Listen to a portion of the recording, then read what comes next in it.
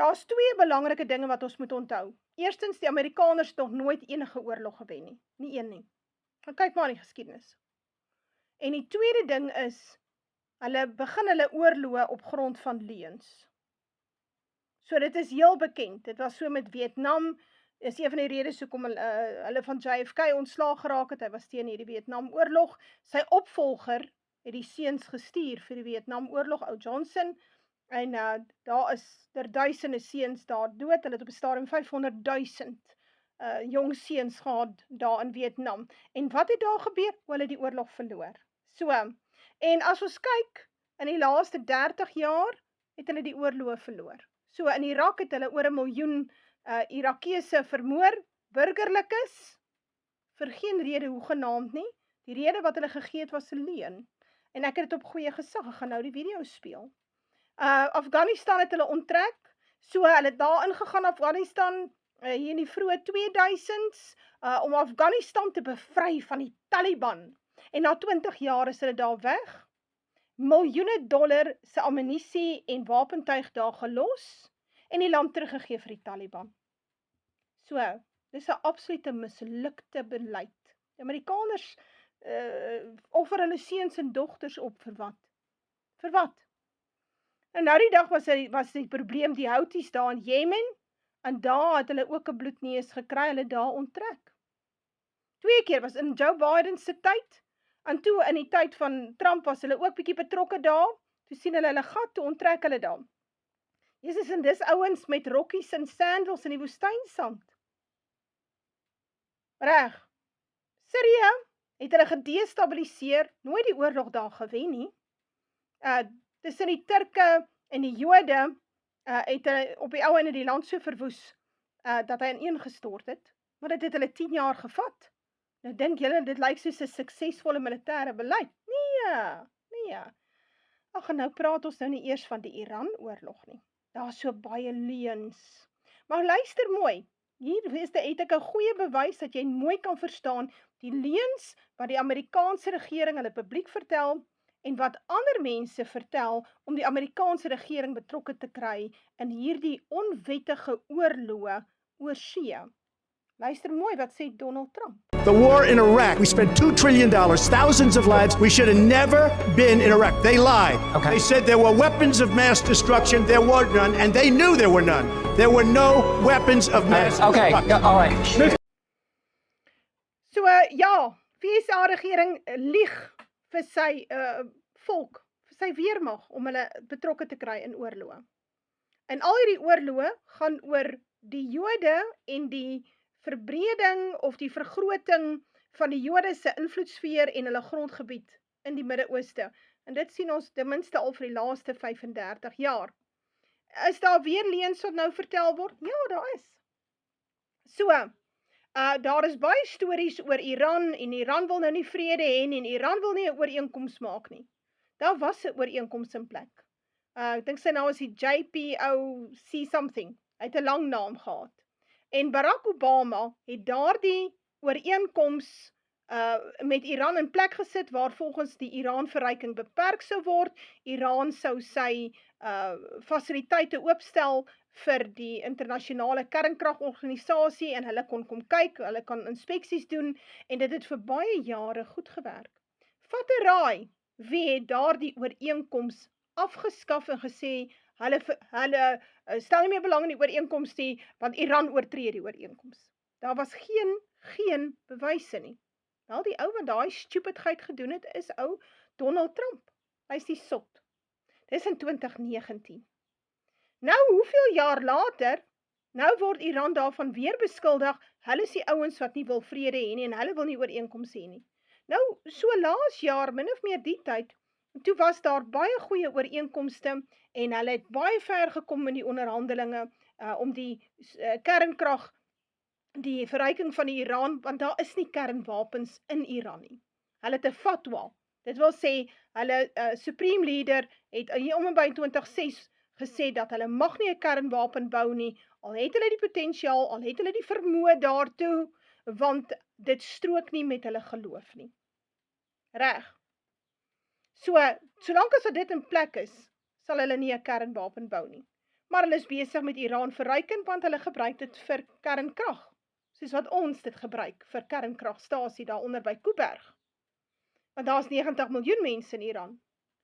So, nou, begin laas jaar, toe was daar ook ooreenkomste, en daar is ook gepraat, en dat het baie ver gekom, en toe die Jode hoor, dat daar ooreenkomste op die tafel is, en dat Iran sal toegee met die Iraanverryking, en hulle kan het cap, nou ja, weet jy wat gebeur toe?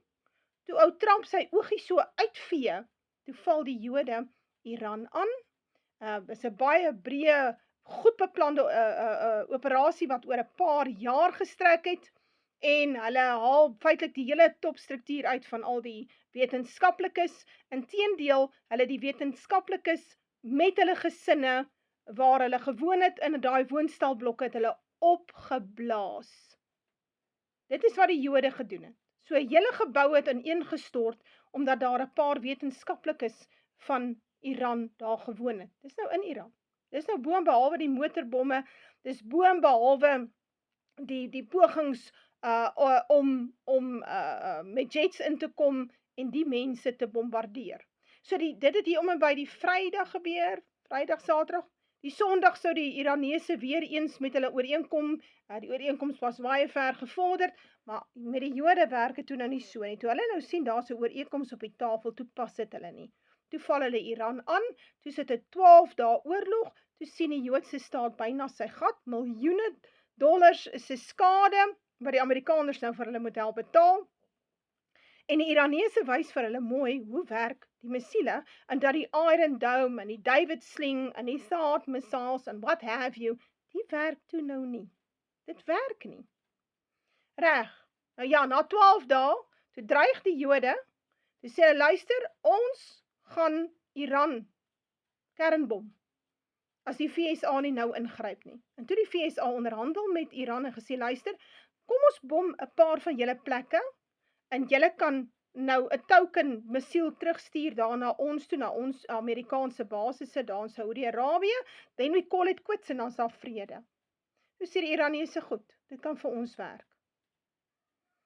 Nou ja, en toe het Trump verklaar, dat daar glad nie meer verrykte Iran is nie, hulle het nou daai plekke gebom. En nou is die storie anders. Want weer eens, na jare die Jode die druk toegepas, daar moet nou oorlog wees teen Iran, en die groot, daar is nou nog extra, Iran mag nie met Irak 'n bondgenootskap hê nie, Iran mag nie missiele hê nie, Iran moet ontslaa raak van sy missiele, Iran moet ontwapen. Ek sê vir jou, enige land wat ontwapen is in die Midde-Ooste, sal plat geskiet word deur die Joodse staat. Kyk mooi hoe lyk Sirië. Reg, maar luister mooi, dat jy kan verstaan die leuen wat vertel word. Hier verduidelik die man dit mooi met die bewyse. Remember this 8 months ago? Iran's key nuclear enrichment facilities have been completely and totally obliterated. This is what the Trump admin said last night. They're probably a week away from having industrial grade bomb-making material. Did they lie then, or are they lying now? Nou, Trump se eie topgeneraal warns of Iran strike risks. Dis nuus wat die laaste paar dae uitgekom het. Die man is Joint Chiefs Chairman General Dan Kane. En hy sê, luister, hy het gaan sê vir Trump, hy het dit al in Januarie gesê, hulle het dit nou weer herhaal. Toe sê hy, luister, hierdie military campaign against Iran could carry significant risks, in particular the possibility of become entangled in a prolonged conflict, according to two sources with knowledge of those internal discussions. So dis baie duidelik, dat onder die generale is daar woelinge, want hulle verstaan, dis nie net vir Iran vat nie, dis nie 'n Gaza nie, dis nie 'n Libië nie, dis nie 'n Irak nie, hierdie is Iran, en hy is uiters goed bewapen, hy het genoeg missiele om hom 'n hele paar maande aan die gang te hou, en die hele wêreld reg rondom aan die brand te steek. Boonbehalwe dat sy drones 'n vliegtuigskip kan laat sink. En as hy drones nie 'n vliegtuigskip kan laat sink nie, dan sal die dronebote 'n vliegtuigskip laat sink, waarop daar 5000 matrose is, Amerikaanse matrose. So, die oorlog se hele oppervlakte, die hele struktuur van oorlog het verander in die laaste 30 jaar. Drones is 'n baie goedkoop opsie, en kan verskriklike verwoesting aanrig as hy byvoorbeeld 'n vliegdekskip slaan. So ja, die Amerikaners verstaan dit. Naas die feit dat die Chinese tegnologie gegee het, hulle kan nou 'n stealth fighter, ek dink sien inkom, 'n jet sien inkom op 700 myl, en die Russe het gehelp. So, dis nie net vir, ag, ons skiet die plek plat, en dan kan die Jode maak soos hulle wil, in 'n groter gebied hê, en dan het Hezbollah nie meer ondersteuning nie, dan kan ons sommer Libanon ook insluk, en ons kan 'n groot deel van Sirië insluk, ag, ons kan maak net soos ons wil, ons kan eintlik vat tot daar teen Turkye se grens. Want Turkye is natuurlik die volgende oorlog. Nee. Maar die probleem is, die generale en die kolonelle wat hulle so oor die tye uitgespreek het, daai ons verloor hulle job. Want jy mag nie teen die Joodse staat praat nie. Verstaan jy? Nou hier was 'n ou, sy naam is kolonel Nathan McCormick. En hy was ook deel van hy was 'n branch chief for Levant in Egypt within the Strategic Planning Directorate, J5 of the Joint Chiefs of Staff. Nou laas jaar, toe hy in 'n halwe anonieme pos, ek dink op Twitter, het hy, of op X gesê, dat die Joodse staat is besig met 'n death cult. So, hulle is letterlik besig met die offer van vrouens en kinders en weerloses, deurdat hulle bly om Gaza te bom, sonder dat hulle eintlik goeie rede daarvoor het. He also referred to Netanyahu in his Judea Supremist cronies, dis al die kamerade en die pro-Zionist evangelicals, en almal wat so om hulle kol, and questioned if the USA was acting as Israel's proxy. Dis 'n goeie vraag. En soos ek sê, dit het veroorsaak, die man het sy job verloor, want jy mag nie die Joodse staat kritiseer nie. Maar dit is nie in die Amerikaners se belang om met die Joodse staat 'n bondgenootskap te hê nie. Dit help nie, hulle is nou saam, en elke keer wat die Jode 'n oorlog wil hê, dan moet die VSA so aan sy hare saamgesleep word, sodat hulle seuns en dogters moet sterf vir die Jode nie. Dat die Jode hulle eie oorloë beklei en hulle eie wapens maak, en ophou om die belastingbetaler heeltemal uit te suig in die VSA. So, Trump se eie generale sê vir hom, luister, ons moet mooi dink voordat ons Iran aanvat, van die ding gaan nie bly by ons skiet julle en julle skiet ons en dan is dit klaar nie. I kon nou.